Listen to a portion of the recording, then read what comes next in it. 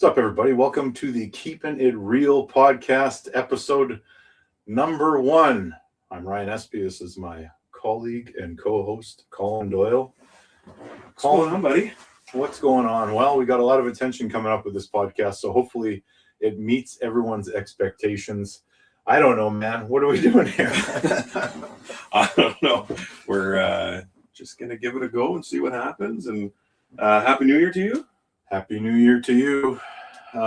Good to see you. Good to be back. Yeah, we had the holidays. What do you end up doing over the Christmas season? It was a little bit different. It was pretty quiet, actually. We had to cancel a couple things.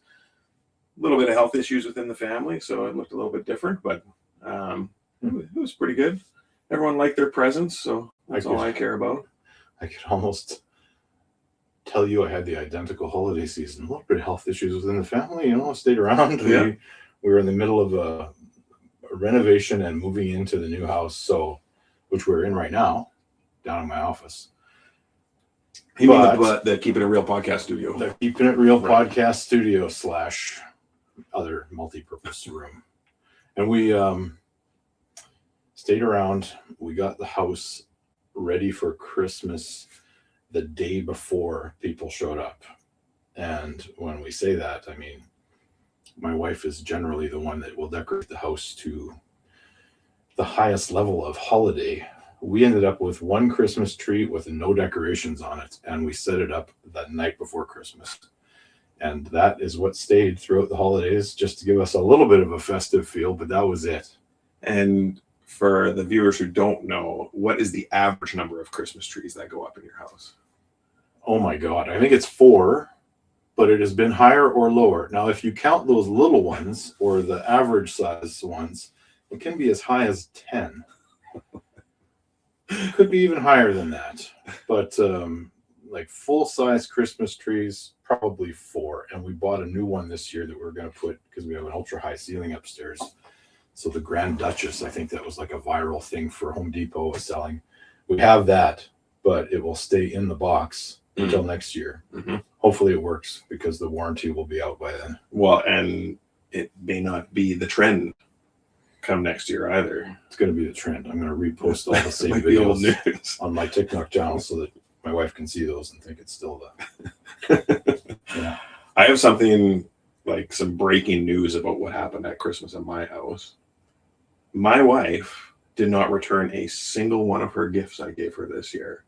So that is the first time in our entire relationship, and I'm quite proud of that. I have to give her most of the credit, because basically whatever links she sent me, I just ordered. But there were 2 items that I did pick out myself. So see, that supports simulation theory. There's something wrong here. There's a glitch in the matrix. I've never heard of that happening before, but or maybe you have just taken the time to finally learn what makes her tick. That's right. Well, I remember, I think it was last year, when you used your Amazon account to order some hair brush thing from Costco online, and use your account, my credit card. My wife tried it for 30 seconds and realized she didn't like it. And so we had to return it, but it required you to be there because it was your account, and me to be there with my credit card. It was Costco, and they wouldn't take it back without me being there. And so we had to make a trip to Winnipeg to return a gift. And so it was you and I standing in the return lineup at Costco right after Christmas with a hair dryer. That's right. Yeah. It must have looked pretty funny. Yeah. And there wasn't a convenient one in Headingley at that point. It was like right into the city. Exactly. So, yeah, that was fun. So I was happy to do it. Yeah, I know. Yeah. You never bitched, so I see you're wearing a Winnipeg Jets jersey. I am. I'm wearing the dark one because it's a dark day for the Winnipeg Jets, given the fact that tonight could be the first time in their history that they've hit consecutive losses in the double digits. Yes. And I'm going to wear my Logan Stanley jersey as usual, but I'm thinking of putting a little Justice 4 over his name because he is suspended for this game. I like that. Yeah. You should. Yeah. And we're going to go tonight. And we are going tonight. You and I.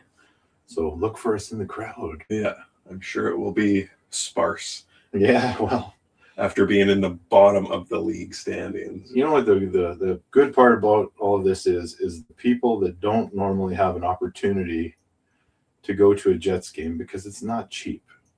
They do have more opportunity to get tickets. They are not selling for astronomical numbers anymore. Right. You know, you can pick them up, you can get them sometimes for free, and people can go check out the Winnipeg Jets. So I have yet to be at a Jets game where it's like when I see on TV a game in, let's say Tampa, where, you know, sometimes the crowd is half full. Right, exactly. Yeah.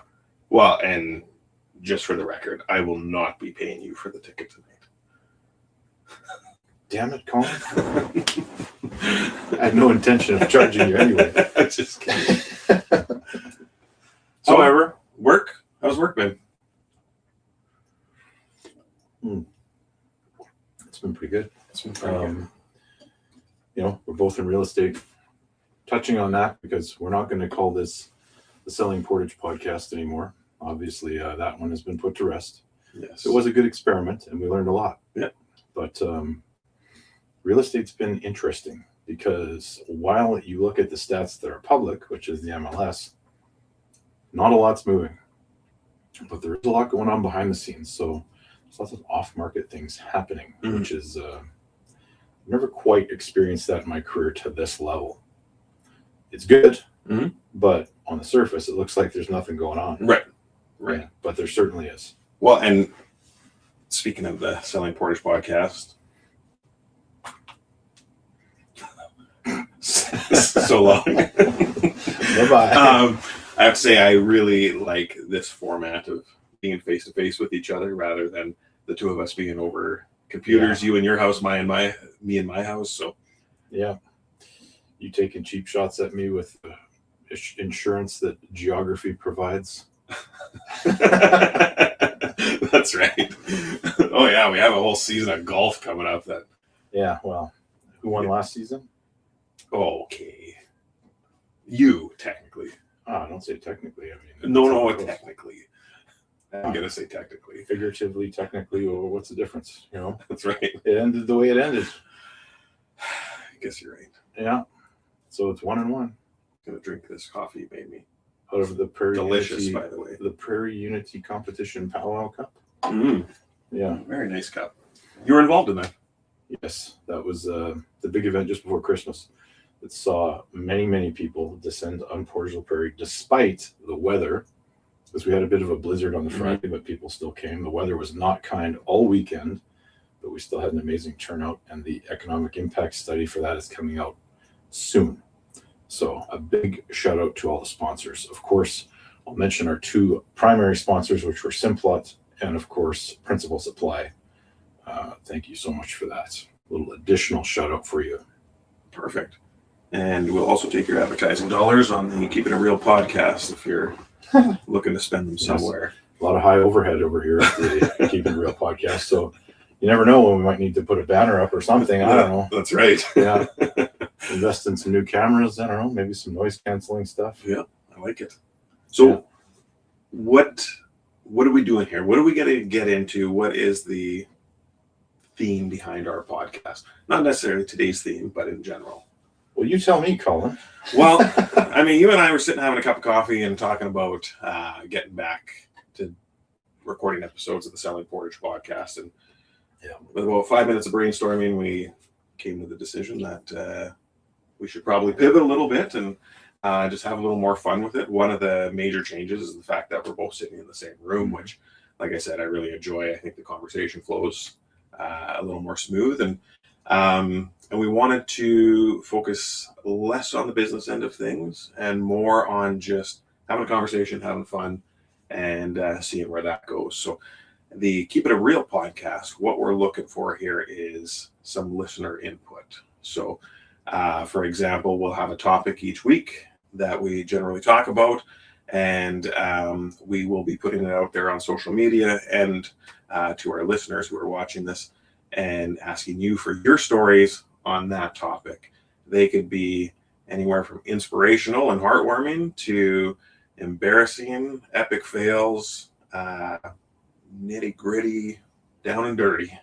So, yeah, I couldn't have put that any better. And with the former podcast, it focused a lot on the business, and we talked a lot about to local businesses, trying to get some, get to know them. But we also talked a lot about real estate and a lot about city council. And while we'll touch on that stuff, it won't be a central theme, because while that's important to us, we understand that it might not be something the general public has a ton of interest in, right, unless you're in the market to do something. So this week's theme, we're talking about Christmas stories, particularly nightmare stories and Christmas gifts. The good, the bad, and the ugly. The good, the bad, and the Yes. ugly. And focusing more maybe on the ugly, because those are way more fun to talk about than, somebody's great gift. I mean, I was at the hospital over the weekend, and one of the doctors there was talking about the best gift he ever received. And I can't remember what it was, but I do remember the worst one he ever received. And as a hockey fan, it was a Toronto Maple Leafs jersey. So that can start us off. But I have a range. Yeah. Where do you want to begin? Well, let's go with best gift you ever given. Holy cow! Well, I know that you kind of put it to shame sometimes on the gift giving, because I'm a romantic and I'm a lover. You are. I think and I am observant. God damn it! I think one of the biggest gifts or best gifts also comes with one of the biggest disappointments that I've ever given. And this was, to my wife's credit, she helped a lot with this, but we ended up, my oldest daughter, Brooklyn, told me once that on her bucket list, and for a child to have a bucket list, that says something, was to see Billy Joel in concert. So we surprised her last Christmas with tickets to see Billy Joel and his one tour date in Canada, which was in Toronto. So this was a big high when she opened that. Shed a few tears, The disappointment was, right before that concert happened, he injured himself and he withdrew from every concert date and has not rescheduled. Should he reschedule, we will go. That was the disappointment. The high point is we went there anyway to Toronto and hung out. We just went there for the weekend. We did a bunch of stuff.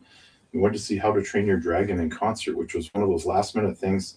They're like, we got to do something, so we'll go to this. And it was like the best thing we had ever seen in person. Oh, awesome. It was an amazing experience. And I hear that's in Winnipeg, so check that out. Cool. So that's one of the best gifts I think I've ever given. There is a ton. Like, my wife likes very expensive handbags and shoes, so there's been a myriad of those over the years. Right. She's got the Louboutins up there in the walk-in closet on display. Well, it was 2022, I guess. It was my wife's 40th birthday. My wife, her birthday is New Year's Eve, so it kind of ties into Christmas every year. And she really wanted another band to put on her wedding ring. But she has been talking ever since I've known her about wanting to go to New York. And, it was just kind of a bucket list trip for her. And so that particular year for Christmas, she had asked for this ring to add on to her wedding band.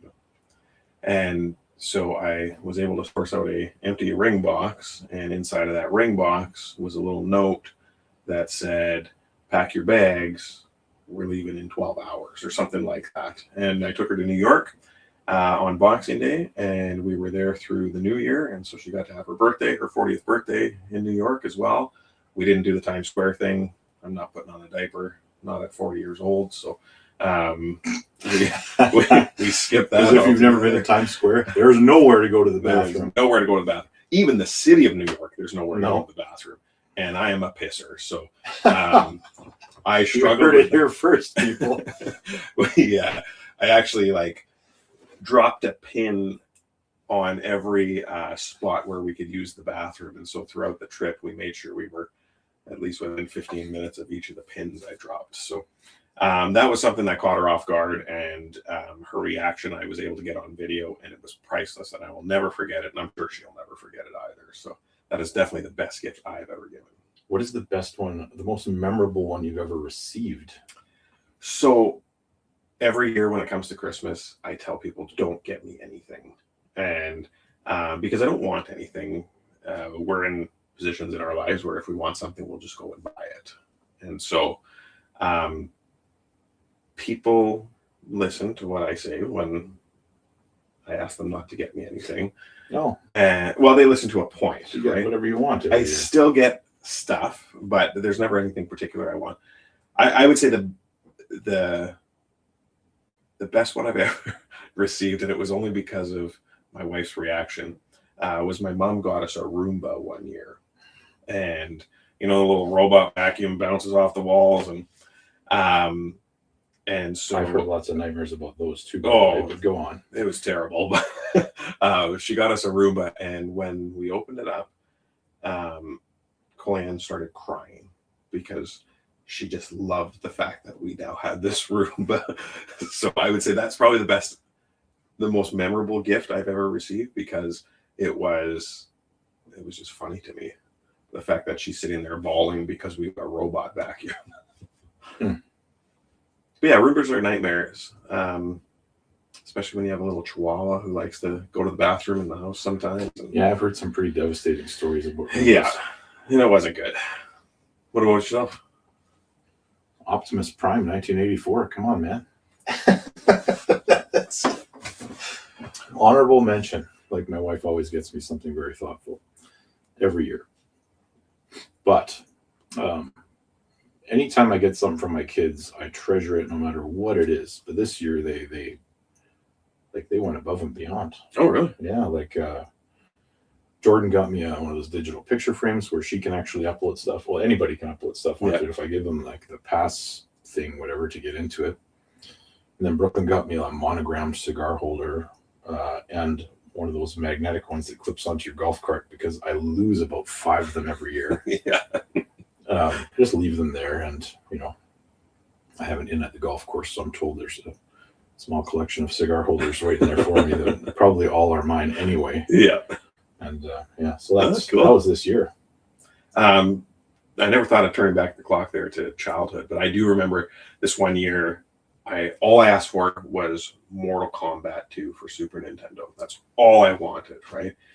And so there was a series of gifts under the tree. My mom and dad always made sure, Christmas was very, very good for my brothers and sisters and I. And I was snooping through my presents, giving them a shake, weight, stuff like that. And I knew I got Mortal Kombat 2. I knew it. And so as my parents are handing out presents, I'm just like, no, I want that one last, and save this one for last. And I was the last one to open any of the presents. I'm sitting there and I've got it in my hand, and I know, like, this is where I'm going to spend my next 6 months, is in front of the TV. I opened it up and it was a wallet. But it had the same kind of shake and the same weight as a Super Nintendo game. And I remember being devastated. I've never told my mother this, so hopefully she's not watching. Actually, I hope she is watching. But Yeah. Memorable one for me was when it was the early 80s. My sister, Diane, who is 7 years older than me, but we each got this giant box, and we opened this box at the same time, and it each had an ET stuffed animal in there. Mine was in pristine condition. Hers was cross-eyed, and I thought it was the funniest thing I had ever seen in my life. I love it. I love it. Yeah. So our theme today is, like you said, Christmas gifts, Christmas stories. I've got a story to share. I think you've got a story to share. And then we do have a cold one story that was sent through our feelers we put out on social media for episode 1. I was sent this story. I have not read this yet. I had just copied it and pasted it from Messenger into Word so I could print it out. So maybe we'll save that guy for last. I hope it's good. I have no idea at this point. Well, I reached out to a few people. So my biological family, which, that's a whole story in itself, but I reached out to my 2 sisters that I only have known for a couple of years now. Melanie told me a story about getting slippers that were made out of feminine napkins, which I thought, like, I could figure that logistics of that out, but Was it a gag gift? I don't think so. Oh boy. I don't think Okay. so. That's Just a what they're crafty made gift. out of, just crafty. Just Okay. crafty. And then Melissa told me a story about her Nana. They're all tobogganing down a big snow hill on Christmas Eve. And Nana, being elderly, decides that looks like fun and goes out in her nightie and snow boots and goes down the hill and breaks her wrist on Christmas Eve. It has to be. They didn't find out till the next day. She woke up and I guess, I don't know, it was pretty swollen. She didn't feel anything that night. I can only speculate that the next day realized her wrist was broken on Christmas Day. They had to go get that taken care of. Damn. So I got a story. This dates me back to about probably around 2002. I would have been 19, 20 maybe, something like that. I was living in Winnipeg. I was working at St. Vital Mall, and I had been dating this girl for about 6 months at this point. I won't say her name because the past is the past, but she was not the nicest person. And I won't even say that. We were pretty toxic for each other. And, but we were together for about 2 years in total. But this one Christmas, she came out to Portage. Again, I was living in Winnipeg and came out to the Doyle family dinner. And we came out Christmas Eve, and then the following day on Christmas Day, all my brothers, sisters, etc., everyone came over to my parents' place for dinner and opening gifts and stuff like that. So Christmas morning, we wake up and we all open gifts, including her. Now, you know me, I'm a lover. I'm a romantic, right? Yeah. Why do you laugh? Because it sounds funny when you look at me and say, look at my eyes when I tell you. I'm a lover.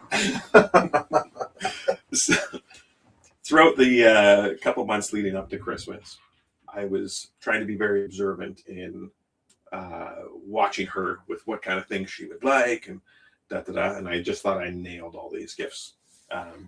So come Christmas morning, she opens up her gifts, and then she sits there with a pout on her face. And I kept asking her what's wrong, and it was getting uncomfortable for my family. And she just sat there, and then the tears started rolling down her face. And I'm just like, what is going on? And again, my family was not the biggest fan of her because she wasn't super nice to everybody that she came across. And so finally, she just said, I can't believe you bought me these gifts. Do you even know me? Something along those lines. I hate them all. And then she ran off to the bedroom crying in the spare room that we were staying in. And it was super awkward for me, all of my family. And I wasn't too sure how to navigate this. Again, I am 19, 20, 21 years old. I was very young. So I've never kind of experienced something like this before. And so my family went on with their day, myself included. I periodically went and checked on her. She wasn't interested in coming out and doing any of the Christmas stuff with anybody. So it got to the evening, got to around dinner time, and I was getting pissed off at this point because she had kind of hijacked Christmas and she was the main focus, and that's not what it was all about. And so I went into the bedroom and I just said, you need to wipe your tears, come out, have dinner with my family, and just grow up, or you should just go home. Those are your two options. And so she said, fine, I'll come out for dinner. And she wipes her tears and makeup's running down her face, and she comes out to dinner with this big fake smile. Oh man. She comes out to dinner with this big fake smile on her face. And my family is all shooting daggers at her because their Christmas has been affected. They know that she wrecked my Christmas at that point.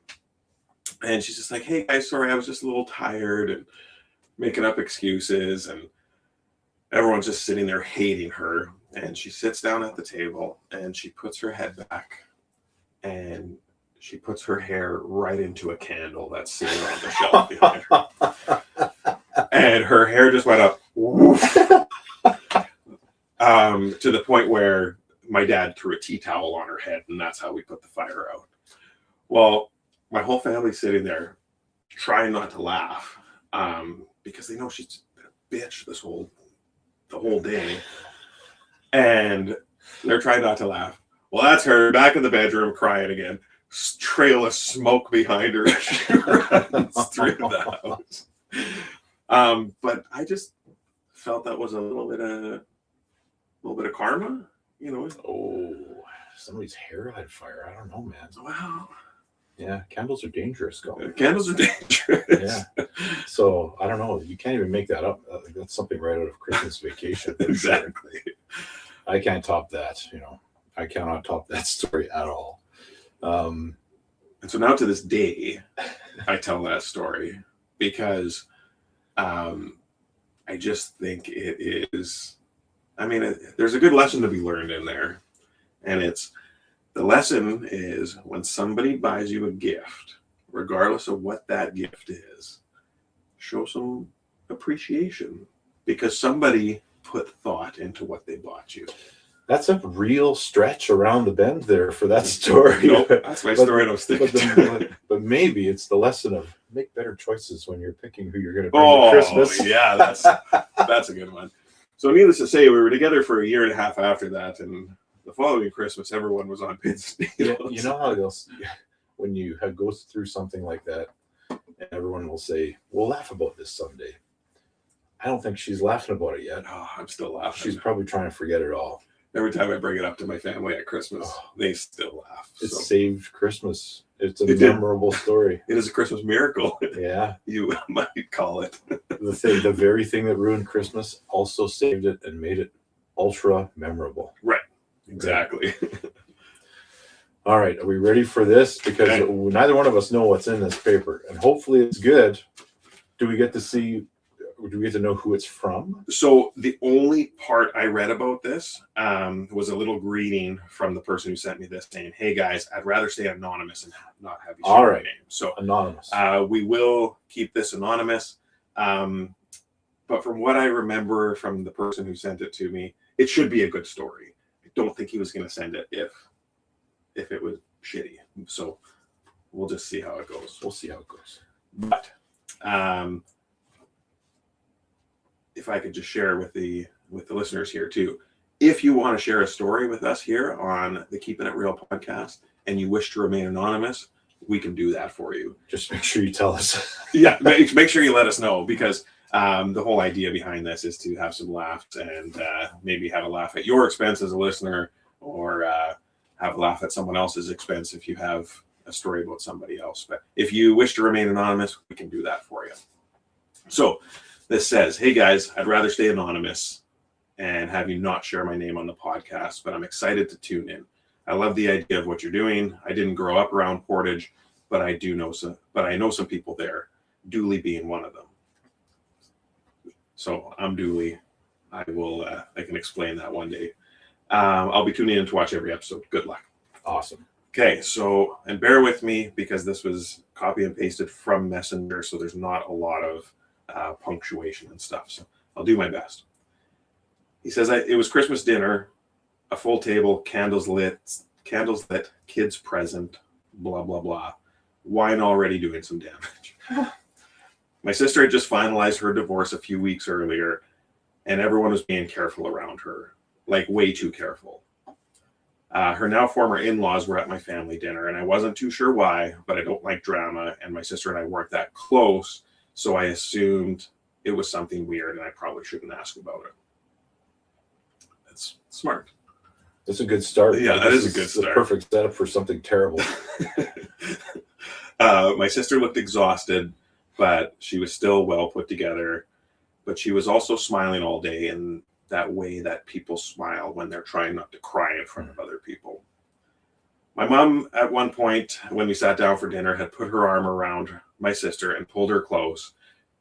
She raised her glass and said something along the lines of, "This year hasn't gone how we planned, but we're grateful that we're all still together. My family kind of murmured and nodded their head in agreement. And for reasons I still don't understand, I decided this was my moment to be encouraging. I said, well, honestly, it's probably for the best. He was a dick.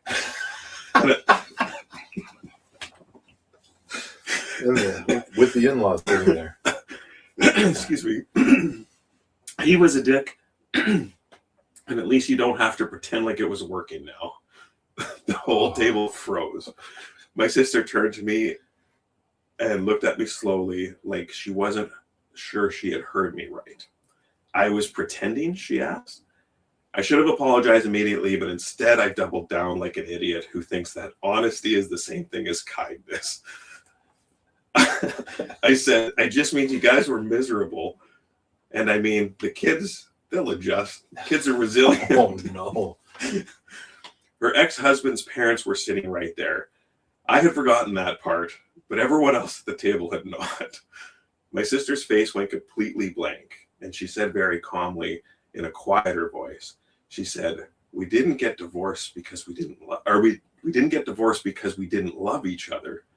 Nobody spoke. My dad's fork was, sorry, I think I lost my, we didn't get divorced because we didn't like each other. My dad's fork was scraping against his plate because he didn't know what to do with his hands. And then she added in an even quieter voice, we got divorced because I caught him having a threesome in our hot tub with his buddy from work and his buddy's wife. Oh, wow. Well, shit. Like I said, we weren't that close, but I had no idea that shit happened. I felt something hot crawl up my neck. I opened my mouth to say sorry, but what came out instead was, oh, I don't think that's that serious. My dad slammed his glass down. My mom said my name, first name and last name, like it was a warning. My sister pushed her chair back and looked at me and said, Merry Christmas, like she was saying, I'll never forgive you for this. She went upstairs. Her kids followed.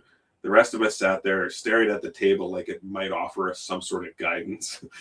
Later, I tried to apologize. I stood outside the bedroom door and said, I didn't mean it like that. She didn't come down. My mom came and instead told me I should probably leave. It's been 12 years. I'm still invited to Christmas. I just don't sit near my sister anymore. Oh, my. That is awesome. That's what we need more of. Yes. That is... I'm a little bit speechless. I cannot even believe it. Although the themes are very similar to, your story. Yeah. Crying in the bedroom. Yeah, exactly. Christmas is ruined. I would like to say that this woman is justified for crying in the bedroom. Yeah, I would say so. But also, why are the in-laws there? Like, I don't get that part. Why are the in-laws there? I have so many questions. You know what? I will find out that reason. And I will get back to you on that because we need to know. If I was to venture a guess, I would say maybe because the in-laws disowned that's a very good possibility. Their son, and it said that her kids had followed her, so maybe the in-laws were there to be with the grandkids as well. Ooh, perhaps this was in front of the children. I mean, that's that's not great. That is a great story, and. To the person who wrote this, if you are watching, I didn't doubt you for a second. Thank you very much for sending in that story. And please, if you have any other stories like that fit the theme of the week, please let us know because... And this person that provided that story, come up with something we can call you so that we can call... Oh, yeah, that'd actually be great. Yeah, so come up with some kind of a code name that we can use. And because I have a feeling, even the way that's written, that's a gold mine for us. Telling stories. It's a good resource. Yeah. I don't know if you're still living in Winnipeg, but maybe, well, I don't think you're in Portage, but yeah, if you're close, maybe we could even squeeze you in here if the story would be good enough. Oh, we could. We might have to give you one of those anonymous masks or something. Yeah. If you want to do that. I like the voice thing. This is anonymous. Yeah. Well, where are we going from here, Colin? Where are we going from here? Well, I think we'll wrap things up, but let's talk about next week. What are we what are we doing for next week's theme? Well, I mean, it is New Year's-ish. And by next week, most New Year's resolutions will have been let go of. True. Statistically speaking, of course. Speaking. But we could use that sort of thing as a jump off for. Okay. We could do New Year's stories. I like it. We could do everything from celebrations, bad experiences, resolutions, crazy resolutions. I just thought of a great New Year's story. So, all right, that's it, people. So if you have those stories, send them to us. Send us a message on Facebook is the most, probably the easiest way to send those in to us. Yeah. And of course, like I said, we'll take, if you have a New Year's resolution that inspires, we'll take that too. Yes, we will. Something you committed to doing and you stuck with it and you've seen good results from, whatever the case is. But we'll also take those ugly ones too. And we sure will. New Year's Eve mishaps, I'm sure there's a lot of them. I'm going to share one quick story before we, the first year I was on council, because we're both city councilors, yes. if you don't know that already. The very first year, and I'll just close it with this because this is like a core memory for me. It's 2010. We're at the city Christmas party, and Mayor Earl Porter is God rest his soul, and I really enjoyed working with Earl. But he was the host of the Christmas party. Keeping in mind there was an election in November, and the Christmas party was a very short time after. And he got on stage, and the crowd is full of all the people that were just came off councils and former councilors and all that stuff. And the wine was flowing, and I was sitting at the table with Earl and Terry, and my wife at the time was there, and we were sitting there and we were having fun.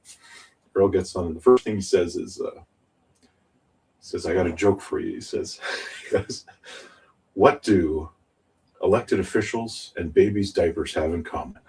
He says, they should be changed often for the same reason. And I was dying laughing at the table, and I look around the room, and all I saw was like just angry faces. And he doubles down and he looks out and he goes, it's supposed to be funny, he says. That's awesome. Yeah. Anyway, let's wrap it up. Okay. So see everyone in a week, and send your stories in. Until next week, keep it real.